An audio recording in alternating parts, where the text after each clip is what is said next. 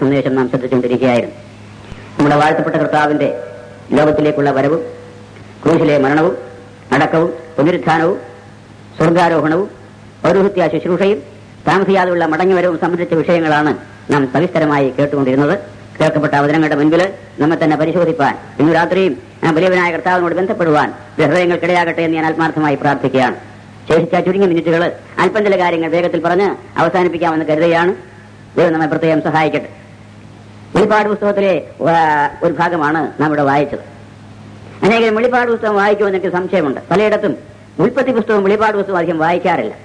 ഒന്നടുത്ത് ചോദിച്ചാൽ അറിയാം മിക്കവാറും വായിക്കുന്ന ഏത് ഭാഗമാണ് എന്ന് പറഞ്ഞാൽ സങ്കീർത്തനം. എടി മോളെ ഒരു സങ്കീർത്തനമായിരടി. പല കാര്യങ്ങളും ചെയ്ത് പകലും രാത്രിയുടെ മണിക്കൂറും ചെലവഴിക്കുന്ന പ്രിയപ്പെട്ടവരായ നമ്മൾ വേദപുസ്തകം വായിക്കാനായിട്ട് സ്വീകരിക്കുന്ന മാർഗം എന്താണ്? പെണ്ണെ ഒരു ഇവിടെ പറയും ഞങ്ങളുടെ പറയാറുണ്ട്. അത് പെണ്ണിനെ ഏൽപ്പിക്കും, മോളെ ഏൽപ്പിക്കും, അവളൊന്ന് വായിച്ചോടി വായിച്ചു പ്രാർത്ഥിക്കാം. എന്താ വായിച്ചത്? എന്തോ മനസ്സിലാക്കി? ഒരിക്കൽ ഒരാള് വേദപുസ്തകം വായിക്കാൻ നേരത്തെ ചാരസേര ഇങ്ങനെ കിടക്കുക, ശാലം പൊടിയൊക്കെ വലിച്ചാണ് കിടക്കുക. പെണ്ണെ വായിരടി എന്ന് പറഞ്ഞു. അപ്പോൾ പാഠപുസ്തകം വായിച്ചുകൊണ്ടിരിക്കുക. നാളെ തന്നെ വായിച്ചോണ്ട് പുള്ളി കിടന്നങ്ങ് മയങ്ങിപ്പോയി.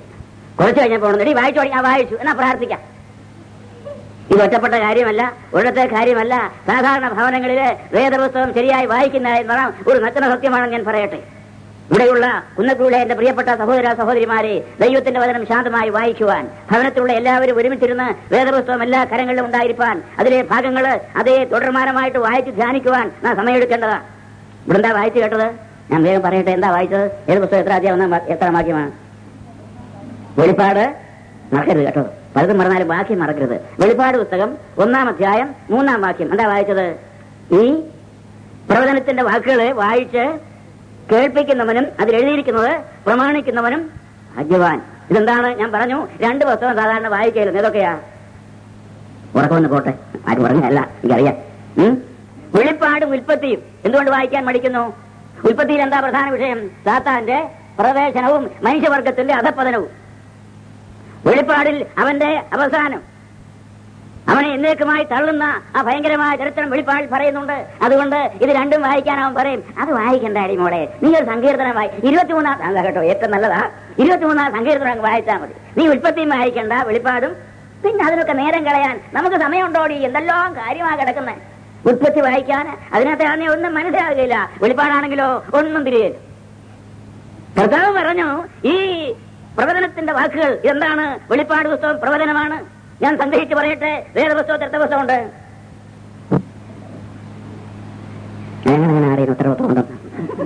എന്തോ ചോദ്യമായത്. വേദപുസ്തകത്തില് 39-ഉം 27-ഉം കൂടെ ചേർത്ത എത്ര മോളെ? 39 + 27 = 66. 66 പുസ്തകങ്ങളുള്ള തിരുവെഴുത്തിനെ 3ആയിട്ട് തിരിക്കാം. 1 ചരിത്ര പുസ്തകം, 2 സങ്കീർത്തന പുസ്തകം, 3 പ്രവചന പുസ്തകം. 1 ചരിത്രം, കഴിഞ്ഞകാല സംഭവങ്ങൾ എഴുതിയ ചരിത്ര പുസ്തകമാണ് ഒരു ഭാഗം. വേറൊന്ന് ഉപദേശപരമായ സങ്കീർത്തന പുസ്തകങ്ങളാണ് ഒരു ഭാഗം. ഒരു ഭാഗമോ വരുവാൻ പോകുന്ന നിവർത്തിക്കപ്പെടുവാൻ പോകുന്ന ഭാഗങ്ങളടങ്ങിയ പ്രവചനങ്ങളാണ്. ഇത് പഴയ നിയമത്തിലും പുതിയ നിയമത്തിലും കാണുവാൻ സാധിക്കും. വിശേഷാൽ പുതിയ നിയമത്തിലെ ഏക പ്രവചന ഗ്രന്ഥമാണ് ഏത്? വെളിപ്പാട് പുസ്തകം. ആസന്ന ഭാവിയിൽ സംഭവിക്കാൻ പോകുന്ന വിലപ്പെട്ട കാര്യങ്ങളുടെ സംഗ്രഹമാണ് വെളിപ്പാടിൽ പരിശുദ്ധാത്മാവ് സംക്ഷേപിച്ചിരിക്കുന്നു. ഞാൻ വളരെ വേഗത്തിൽ പറഞ്ഞു പോട്ടെ. അത് ഇവിടെ ആമുഖമായി പറയുമ്പോൾ ഇത് പ്രവചനമാണ്, ഈ കാര്യം നിറവേറാൻ പോവുകയാണ്. അതുകൊണ്ട് ഈ ശാന്തമായി വായിക്കണം. അഥവാ വായിക്കാൻ അറിഞ്ഞുകൂടാത്തവർ എന്ത് ചെയ്യണം? മക്കളെ വായിടി, ഞാനൊന്ന് കേൾക്കട്ടെ. അമ്മമാരൊക്കെ കേൾക്കണം കേട്ടോ. എല്ലാവരും ദൈവത്തിന്റെ വചനം വായിക്കണം. വിശേഷാൽ വെളിപ്പാട് പുസ്തകം മനോഹരമായ ഭാവികാലത്തെ ചിത്രീകരിക്കുന്ന ആ അനുഗ്രഹിക്കപ്പെട്ട പുസ്തകം വായിക്കണം.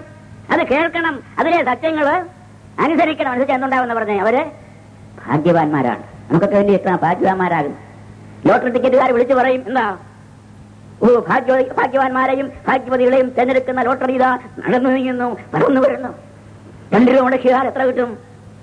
നിങ്ങളെ ഭാഗ്യവാന്മാർ ലിസ്റ്റിൽ ചേർക്കപ്പെടുന്ന നാളെ നിങ്ങൾ ആരായിരിക്കും? ഭാഗ്യവാന്മാരും ഭാഗ്യവതികളും. വേദപുസ്തകം എന്താ പറയുന്നു? 32-ാം സങ്കീർത്തനം 1-ാം വാക്യം. ലോട്ടറി ഭാഗ്യമാണെന്നാ പറയുന്നത്? അല്ലല്ല. ലംഘനം ക്ഷമിച്ചും പാപം മറച്ചും കിട്ടിയവൻ ഭാഗ്യവാൻ. അനേക വാക്യങ്ങള് ഭാഗ്യവാന്മാരെ കുറിച്ച് പറയുന്ന ഭാഗം തിരുവെഴുത്തിലുണ്ട്. ഇവിടെ വായിക്കുമ്പോൾ വേദപുസ്തകത്തിന്റെ വായനയും ധ്യാനവുമാണ് ഭാഗ്യത്തിലാണ് പറയുന്നത്. വെളിപ്പാട് 22-ന്റെ 7-ാം വാക്യം വായിക്കാം.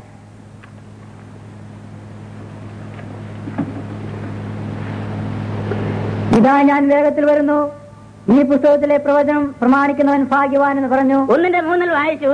ഇത് വായിച്ച് ധ്യാനിക്കണം, കേൾക്കണമെന്ന്. ഇവിടെ വീണ്ടും പറയുന്നു, ഇതാ ഞാൻ വേഗം വരും. നമ്മെ കേട്ട് ഒടുവിലായി കേട്ട് അതാണ് സ്വർഗത്തിൽ നിന്നും വേഗം വരുന്ന കർത്താവ്. ഈ വെളിപ്പാട് പുസ്തകത്തിന്റെ അതേ ഭാഗങ്ങൾ നാം വായിക്കുമ്പോൾ, അവൻ 1-ാം അധ്യായം വായിക്കുമ്പോൾ പത്മോസിലായിരിക്കുന്ന യോഹന്നാന് അവൻ വെളിപ്പെട്ടു തന്റെ മനോഹാരിതയില്, മഹത്വത്തില്. 7 സഭകൾക്ക് ദൂതറിയിപ്പാൻ അവൻ നിയോഗിച്ചു. 2-3 അധ്യായങ്ങള് സഭാദൂതുകളാണ്. 4-ാം അധ്യായം വരുമ്പോൾ സഭ മാറ്റപ്പെടുന്ന കാര്യമാണ് നാം കാണുന്നത്. 5-ാം അധ്യായം സ്വർഗത്തിലെ ആരാധനയാണ്. 6 മുതൽ 19-ാം അധ്യായം വരെ വായിക്കുമ്പോൾ ഈ ഭൂമിയിൽ നടക്കാൻ പോകുന്ന ഭയങ്കരമായ പീഡാകാലങ്ങളാണ്. കുഞ്ഞാടിന്റെ കല്യാണം, 1-ാമത്തെ പുനരുത്ഥാനം, അതേ പുതുവാന ഭൂമിയുടെ മനോഹരമായിരിക്കുന്ന വെളിപ്പാട്, ഈ കാര്യങ്ങൾ അവസാനമായിട്ട് കാണുകയാണ്. ഇവിടെ നാം വായിക്കുമ്പോൾ ഇതാ ഞാൻ വേഗം വരുന്നു. ഈ കാര്യങ്ങളുടെ നിവൃത്തിക്ക് വേണ്ടി നമ്മുടെ കർത്താവ് വരുവാൻ പോവുകയാണ്. എന്തുകൊണ്ട് ലോകമൊട്ടുക്ക് സുവിശേഷം അറിയിക്കുന്നു? ഇന്ന് രാത്രി തന്നെ 1000 ഇടങ്ങളിൽ ഈ ധന്യമായ വാർത്ത അറിയിച്ചുകൊണ്ടിരിക്കുകയാണ്. വേഗത്തിൽ വരുന്ന ദൈവപുത്രനെ കുറിച്ച് ലോകമറിയണം. നീ അനുസരിച്ചാലും ഇല്ലെങ്കിലും നീ അത് കേട്ടേ മതിയാകൂ. ഉച്ചഭാഷയിൽ കൂടെ വിളിച്ചു പറയുകയാണ്, ദേശമൊട്ട് കേൾക്കുവാൻ ഇതാ ഞാൻ വേഗം വരുന്നു. ഈ വാചാട്ട വേഗം വരുന്നു. ഈ പുസ്തകത്തിലെ ഈ പുസ്തകം, എല്ലാ പുസ്തകമില്ല, പുസ്തകം ഒന്നേ ഉള്ളൂ, ദൈവത്തിന്റെ വചനം, വിശുദ്ധ വേദപുസ്തകം. ഈ പുസ്തകത്തിലെ പ്രവചനം പ്രമാണിക്കുക. നീ കേൾക്കുന്ന സത്യങ്ങൾ അനുസരിക്കണം. ഇവിടെ പറയുന്ന കാര്യം കേട്ട് മറക്കുവാനല്ല, ഓരോ കാര്യങ്ങളും അതിൽ പ്രകാരം അനുസരിപ്പാൻ ഞാൻ നിങ്ങളും കടപ്പെട്ടവരാണ്. 22:14 ജീവന്റെ വൃക്ഷത്തിൽ തങ്ങൾക്ക് അധികാരം ഉണ്ടാകേണ്ടതിനും ഗോപുരങ്ങളിൽ കൂടി നഗരത്തിൽ കടക്കേണ്ടതിനും തങ്ങളുടെ വസ്ത്രം അലക്കുന്നവർ ഭാഗ്യവാന്മാർ. വെളിപ്പാട് പുസ്തകത്തിലെ ഭാഗ്യവാന്മാരാണ് നമ്മുടെ ചിന്താ വിഷയം. മറക്കരുത് കേട്ടോ. കുഞ്ഞുങ്ങളും വലിയവരും ഓർത്തോണം. എവിടൊക്കെയാ ഭാഗ്യവാന്മാരെന്ന് പറഞ്ഞ് ഓർത്തോണം. 1:3, പിന്നെ 22:7, ഇവിടെ 22:14. അവിടെ എന്താ കണ്ടത്? ഞാൻ ചുരുക്കി പറയാം. വസ്ത്രം അലക്കുന്നവര് ഭാഗ്യമാണ്. അപ്പൊ നല്ലതാണല്ലോ. ഭാഗ്യവാനാർത്ത മതി, മുണ്ടൊക്കെ അലക്കിയാൽ മതി. ഞാൻ ഇടയും മുണ്ട് അലക്കാൻ നമുക്ക് എല്ലാം ഭാഗ്യമുള്ളതാ അല്ലേ? ഇവിടെ എന്താ പറയുന്നത്? ജീവന്റെ വൃക്ഷത്തിൽ അധികാരമുണ്ടാക്കുവാൻ. 33:22 വായിച്ചാട്ടെ. 33:22. യഹോവയായ ദൈവം മനുഷ്യൻ നന്മതിന്മകളെ അറിവാൻ തക്കവണ്ണം നമ്മിൽ ഒരുത്തനെ പോലെ ആയിത്തീർന്നിരിക്കുന്നു. ഇപ്പോൾ അവൻ കൈനീട്ടി ജീവവൃക്ഷത്തിന്റെ ഫലം കൂടെ പറിച്ചു തിന്ന് എന്നേക്കും ജീവിപ്പാൻ സംഗതി വരരുത് എന്ന് കൽപ്പിച്ചു. ഇതാ മനുഷ്യനെ അവിടെ നിന്നും പുറത്താക്കി. ഏദൻ പർദീസായിൽ നിന്നും പുറത്താക്കപ്പെട്ട രംഗമാണ് ഇവിടെ ചിത്രീകരിക്കുന്നത്. മനുഷ്യൻ പാപം ചെയ്തു. ഇനി അവൻ ജീവന്റെ വൃക്ഷത്തിന്റെ ഫലം കൂടെ തിന്നിട്ട് എന്നേക്കും ജീവിപ്പാൻ ഇടയായിരുന്നു പറഞ്ഞ അവനെ തോട്ടത്തിൽ നിന്നും പുറത്താക്കി. എന്നേക്കുമായി ഇതാ വേർപെട്ടു മനുഷ്യൻ. എന്നാൽ ഇവിടെ ഇതാ വീണ്ടും വരുന്ന മനുഷ്യൻ ജീവന്റെ വൃക്ഷത്തില് അധികാരമുണ്ടാകുവാൻ, നഷ്ടപ്പെട്ടത് ഇതാ പ്രാപിക്കുവാൻ. ഏത് നഷ്ടപ്പെട്ടോ അത് വീണ്ടെടുക്കുന്ന രംഗമാണ് ഇവിടെ കാണുന്നത്. ദൈവത്തിന് സ്തോത്രം. നമുക്ക് കേൾക്കുകയായിരുന്നു. നമ്മുടെ കർത്താവിന്റെ 3 പ്രത്യക്ഷതയെ കുറിച്ച് ഓർക്കുകയായിരുന്നു. 1-ാമത്തെ പ്രത്യക്ഷത കൊണ്ട് സാധിച്ച കാര്യം അതാണ്. കാൽവരിയിലെ കുരിശിലെ അവന്റെ യാഗമുഖാന്തരം, രക്തച്ചൊരിച്ചിൽ മുഖാന്തരം നമുക്കിതാ നഷ്ടമായത് തിരികെ കിട്ടിയിരിക്കുകയാണ്. ജീവന്റെ വൃക്ഷത്തിന്റെ അധികാരം, ഗോപുരങ്ങൾ കൂടി അകത്ത് കിടക്കുവാനുള്ള സ്വാതന്ത്ര്യം, ഇതെല്ലാം തന്റെ കുരിശിലെ മരണം ഹേതുവായി സാധിക്കുന്നതാണ്. അതിന് വസ്ത്രം അലക്കണം. 7:14 വായിച്ചാട്ട്.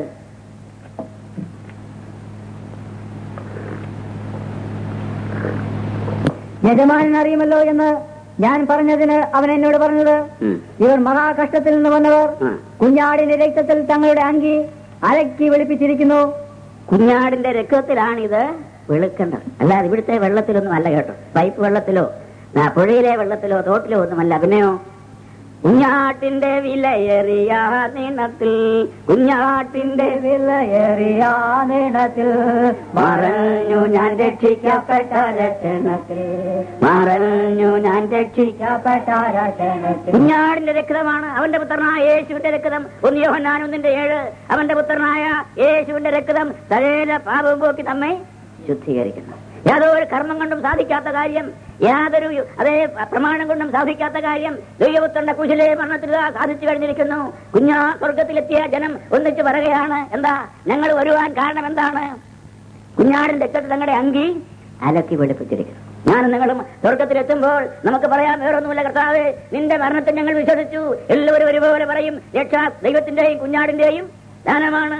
കോടാനുകോടികൾ സ്വർഗത്തില് ഒരുമിച്ച് പാടുന്ന പാട്ട്, ഉറക്കെ പറയുന്ന കാര്യം, കർത്താവേ നിന്റെ രക്തമുഖാന്തരം ഞങ്ങളെല്ലാവരും വന്നു ചേർന്നു. ഞങ്ങളുടെ എന്തെങ്കിലും യോഗ്യതയല്ല, എന്തെങ്കിലും കർമ്മങ്ങളല്ല, നിന്റെ മരണത്തിൽ കാൽവരിയിലെ കുശലേ യാഗത്തിൽ ഞങ്ങൾ കൃപയാൽ വിശ്വസിച്ചു. അതും കൃപയാണ്. അതുകൊണ്ട് ഞങ്ങളുടെ ഇതാ കടന്നു വന്നിരിക്കുന്നു. അവിടെ ഇതാ എണ്ണമറ്റ പുരുഷാരം ഒരുമിച്ച് പാട്ടുപാടുന്ന മനോഹരമായ കേൾക്കുകയാണ്.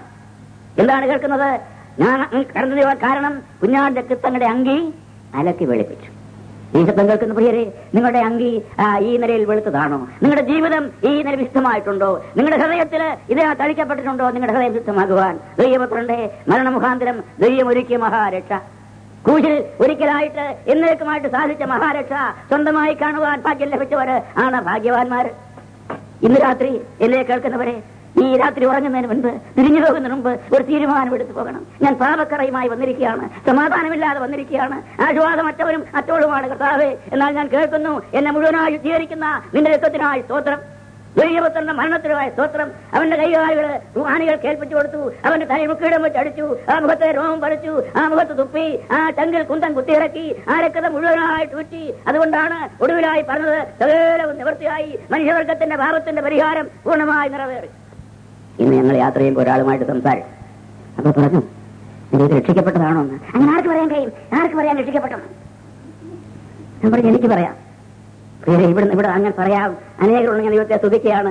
രക്ഷിക്കപ്പെട്ട ഒരു കൈയൊന്ന് ഉയർത്തിയാക്കൊള്ളായിരുന്നു. രക്ഷിക്കപ്പെട്ടെന്ന് പറയും ദൈവത്തിന് മഹത്വം. അനേകരുണ്ട് രക്ഷിക്കപ്പെട്ടവർ. വിവാഹം കഴിച്ചതാണോ? ആർക്ക് പറയാൻ കഴിയും? ഞാൻ പറയാറുണ്ടോ? കല്യാണം കഴിച്ചതെന്ന് ആർക്ക് പറയാൻ കഴിയും? വൈകുന്നേരം ഊണ് കഴിച്ചതാണോ? ആർക്ക് പറയാൻ കഴിയും? ഊണ് കഴിച്ചതാണോ? നിങ്ങൾ പറയാറുണ്ടോ? ഇല്ല. ഉണ്ടതാ അല്ലേ? വൈകിട്ട് ഊണ് കഴിച്ചതാ, കല്യാണം കഴിച്ചതാ. അതാർക്ക് പറയാമെന്നല്ല, കല്യാണം കഴിച്ചവർക്കൊക്കെ പറയാം ഞാന് കല്യാണം കഴിച്ചതാ അല്ലേ? രക്ഷിക്കപ്പെട്ടവർക്കൊക്കെ പറയാം ഞാന് രക്ഷിക്കപ്പെട്ടതാ. അതിനെന്ത് ചെയ്യണം? പ്രവൃത്തി 16:31. രക്ഷിക്കപ്പെടുന്നവർക്ക് ഒറ്റ മൂലി എന്താ? 30 ചോദ്യം, 16-30 ചോദ്യം എന്താ? യജമാനന്മാരെ, ഞാൻ എന്ത് ചെയ്യണം? മറുപടി, കർത്താവായ യേശുവിൽ വിശ്വസിക്കുക, എന്നാൽ നീയും നിന്റെ കുടുംബവും രക്ഷിക്കപ്പെടും. ആരെയും ചോദിച്ചാൽ പറഞ്ഞ മടിക്കരുത് കേട്ടോ. ദൈവത്തിന്റെ വചനം വ്യക്തമാക്കിയിരിക്കുകയാണ്. ഇതാർക്ക് സാധിക്കുമെന്നല്ല, ഇതാർക്കും സാധിക്കും, ആർക്കും സാധിക്കും. ഇവിടെ നാം വായിക്കുമ്പോൾ ഈ രക്തത്തിൽ അങ്കി അലക്കി വെളുപ്പിച്ചവര് ഭാഗ്യമുള്ളവരാണ്. 16:15 വെളിപ്പാട് 16:15. ഞാൻ കള്ളനെ പോലെ വരും, ഞാൻ കള്ളനെ പോലെ വരും, തന്റെ ലജ്ജ കാണുമാറ് നഗ്നനായി നടക്കാതിരിപ്പാൻ തന്റെ ഉടുപ്പ് സൂക്ഷിച്ച് ജാഗരിച്ചും കൊള്ളുന്നവൻ ഭാഗ്യവാൻ. നമ്മുടെ കർത്താവ് വേഗം വരുന്നുവെന്ന് മുമ്പേ കേട്ടു. തന്റെ കാന്തയെ ചേർക്കുവാൻ, തന്റെ മണവാട്ടിയെ കാണുവാൻ, തന്റെ മക്കളെ ചേർക്കുവാൻ എന്തൊരാഗ്രഹമാണ് കർത്താവിന്. നമുക്ക് ആഗ്രഹമുണ്ടോ? നമുക്ക് ആഗ്രഹം. എങ്ങനെയും ഇവിടെ ഒരു വീട് വെക്കണം അല്ലേ? വയലോട് വയൽ ചേർക്കണം, പിള്ളേരെ ഒന്ന് പഠിപ്പിക്കണം, മൂത്തവളെ ഒന്ന് കല്യാണം കഴിപ്പിക്കണം. പിന്നെ നമുക്കിതായിപ്പോഴത്തെ വിഷയം കർത്താവ് വരുന്നത്. അതൊക്കെ വേറെ കേട്ടില്ലേ? അപ്പടി പറ്റില്ലേ? കർത്താവ് വരുവാൻ ആഗ്രഹിക്കുന്നു കേട്ടോ. അവന്റെ രക്തത്തിന്റെ വിലയെ കാണുവാൻ, ചേർക്കുവാൻ അവൻ കൊതിക്കുന്നു. നമുക്ക് കൊതിയുണ്ടോ? എന്റെ പ്രിയരെ, സ്വർഗം അതിനുവേണ്ടി ഒരുങ്ങുകയാണ് കേട്ടോ. തന്റെ കാന്തയെ ചേർക്കുവാൻ, സ്വീകരിക്കുവാൻ, ഇരുത്തുവാൻ സ്വർഗം ഒരുങ്ങിക്കൊണ്ടിരിക്കുകയാണ്. ഇന്ന് രാത്രിയിൽ നീ ഒരുങ്ങിയിട്ടുണ്ടോ? ഞാൻ അങ്ങനെ വരുമെന്നാ പറഞ്ഞേ? കള്ളനെ പോലെ എന്ന് പറഞ്ഞെന്താ? കള്ളൻ എന്തിനാ വരുന്നത്? ഇന്നലെ കള്ളൻ കയറി മുറ്റത്തിരുന്ന് ചൂലെടുത്തോണ്ടങ്ങ് പോയി. നേരം എടുത്തപ്പോ ചൂലുമില്ല, കാടിക്കലോ ഇല്ല. ഇതാണോ കള്ളൻ വരുന്നത്? അല്ലല്ല. ഞാൻ കള്ളനെ പോലെ വരുന്ന പറഞ്ഞാൽ കള്ളർ വരുന്നത് എന്തിനാണ്? ഏറ്റവും വിലപ്പിടിപ്പ് അല്ലേ? ആഭരണമുള്ളവർ വളരെ സൂക്ഷിക്കണം കേട്ടോ. കിടന്നുറങ്ങിയാലും കയറി പിടിക്കും. കഴിഞ്ഞിടയ്ക്ക് ഞാൻ ബസ് യാത്ര ചെയ്തൊരു സ്ത്രീ തല പിടിച്ചു, എന്റെ മാല കണ്ടില്ലേ എന്ന് വണ്ടിക്കകത്ത്. വളരെ സൂക്ഷിക്കണം. അവന് വേറൊന്നും വേണ്ട. വേണോ? വേണ്ട. പഴയ കുട വെച്ചിരുന്ന് കണ്ടില്ലേ? അവന് വിലയുള്ള സാധനമാ വേണ്ടത് അല്ലേ? സ്വർണ്ണാഭരണങ്ങള്, സ്വർണ്ണപ്പണ്ടങ്ങള്, അതേ പണം. ഇതാണ് കള്ളന്റെ ആഗ്രഹം. നമ്മുടെ കർത്താവ് കള്ളനെ പോലെ വരുന്ന പറഞ്ഞ ഒരർത്ഥം ഈ ഭൂമിയിലെ നിക്ഷേപം അല്ലേ? ഈ ഭൂമിയിലേക്കും വിലയുള്ളത് ആരാ? തന്റെ വിശുദ്ധന്മാരാ. അങ്ങനാണോ? അങ്ങനെ ഈ ലോകത്തിലേക്കും വിലയുള്ളത് രക്ഷിക്കപ്പെട്ട